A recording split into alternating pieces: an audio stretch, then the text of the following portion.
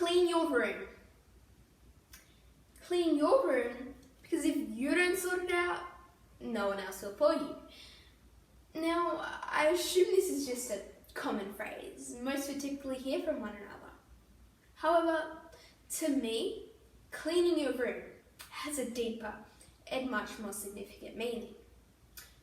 Basically, how I see it as is don't go out there trying to change the world, telling other people what they should be doing and leaning straight into all these new acts and movements until you yourself have sorted out your own mess. My name is Natalija and I live in a fortunate country.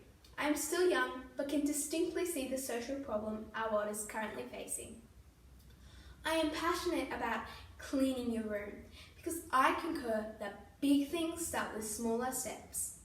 Our actions and interactions with others and how our mess and problems not only affect us, but others. This is all so important because your room is you. Obstacles will occur when life gets cluttered and it's your job to deal with your own surrounding dilemmas. When you look into modern society, it's surrounded by billions of individuals, some who have even been heroic enough to take on today's major global issues. It all starts off small. They've all cleaned their rooms and helped other people do it too, because cooperation is key in the bigger world. Working together might seem harder in this COVID-19 world. Over 100 countries instituted partial to full lockdowns affecting us all. However, we all cooperated and worked through it without even being near one another. Now, of course, I meant all this cleaning your room in a metaphorical sense, but that doesn't mean that we can't all start off by putting that single book on our floor away. Just think of it this way. As soon as you pile up on a particular thing, the more you'll have to deal with, and it all gets way too much. I know I've said change the world a lot, but whilst we face issues such as global warming, we are also facing conflict of racial and cultural matter. So how are we going to change the world with all this conflict preventing crucial cooperation? Old, young and passionate are going out, blending in along with these new acts and movements, even charities attempting to help our people. Despite the importance of protesting, we all need to take in consideration what we are supporting, sorting out our own problems before we try to fix others. Additionally, don't assume the beliefs of your favourite celebrity is what's best for the world.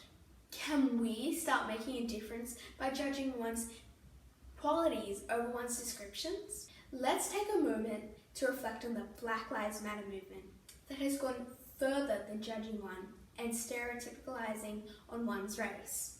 We've witnessed fighting and aggressively attacking to win rights. Now, this is definitely not the right approach to things. This all comes together as the cleaning your room dilemma.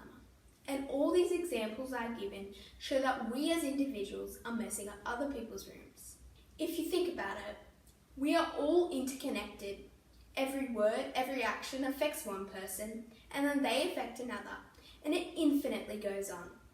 Look, we have a substantial amount of global issues we must resolve.